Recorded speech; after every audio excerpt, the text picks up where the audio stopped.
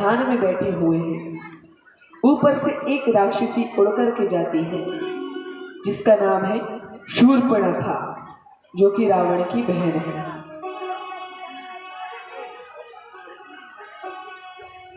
वह उड़ते हुए जा रही थी, तभी उसने भगवान के दर्शन किए।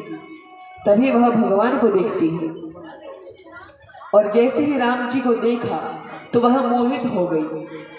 अब वह अप्सरा जैसा रूप बना करके, माया रूप बना करके श्री राम जी के पास आती है और कहने लगती है कि मैं ना अभी तक कुंवारी हूँ। भगवान ने कहा उससे हमें क्या लेना देना, हमारा तो विवाह हो चुका है। वह कहती है कि हाँ, मैं पूरे ब्रह्मांड में घूम चुकी हूँ, लेकिन मैं जितनी सुंदरी हूँ उतना सुंदर कोई पुरुष आज तक मुझे दिखा नहीं। भगवान ने कहा उससे हमें क्या लेना देना, आपको जहाँ जाके विवाह करना है आप करिए। बोली नहीं, आज तो मुझे थोड़े अच्छे लग रहे हैं। अब यदि कोई ऐसा कहे कि भगवान थोड़े अच्छे लग रहे हैं, भगवान थोड़े सुंदर हैं, तो वह पक्के में माया ही हो सकती है।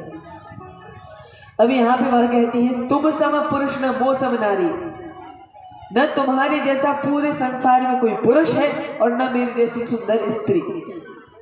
माया रूप बना के आई है अप्सरा के जैसा। तब भगवान कहते हैं माता जी आप मुझे क्षमा करो, मेरा विवाह हो चुका है। मेरा जो छोटा भाई है ना, जैसे आप कुंवारी हो वैसे ही वो भी कुंवारा है। अब लक्ष्मण जी का तो राम जी के साथ ही विवाह हुआ, तो क्या राम जी भी झूठ बोलते हैं?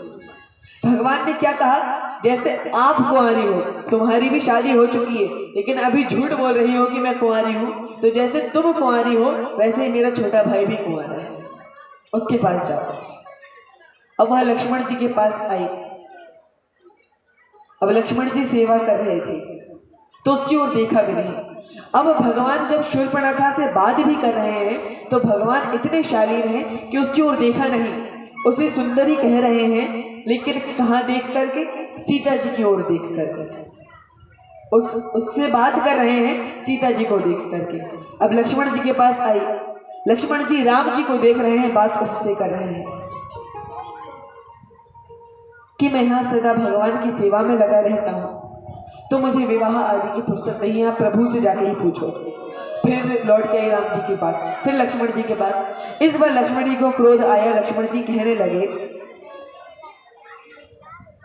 कि मैं अच्छे से जानता हूँ जिसमें बिल्कुल भी शर्म नहीं होगी ना, वही पुरुष तुमसे विवाह करेगा। अब उसे क्रोध आ गया कि अपमान कर रहे हैं। अब वो कभी राम जी के पास जाए, कभी लक्ष्मण जी के पास जाए, उसे ये भी नहीं पता कि मुझे विवाह किससे करना है, यह तक नहीं पता। तब लक्ष्मण जी ने जब उसका अपमान किया तो वो बड़ी क्रुद्ध हो गई। वह कहने लगी कि इस सीता के कारण ही सब कुछ हो रहा है, इसीलिए इसको मैं मार डालता हूँ। जैसे ही मारने के लिए दौड़ी तो लक्ष्मण जी ने लक्ष्मण अति लाघव सो नाक कान बिनु कीन, वहीं पे उसके नाक और कान काट दिए, बिना नाक कान के करके उसको विदा किया। अब संत व्याख्या करते हैं कि नाक और कान ही क्यों काटे। नाक इसलिए जिसमें प्रतिष्ठा बचाने का साहस ना हो, उसकी प्रतिष्ठा रहनी नहीं चाहिए, उसकी नाक रहनी नहीं चाहिए, इसीलिए नाक काट दी। और कान क्यों? जिसको सुनने का अभ्यास नहीं है, सुना तो क्रोध आ गया, इसीलिए उसके कान भी काट दी कि तू बस बोलती रहे, सुन किसी की। नाक कान बिनु कीन।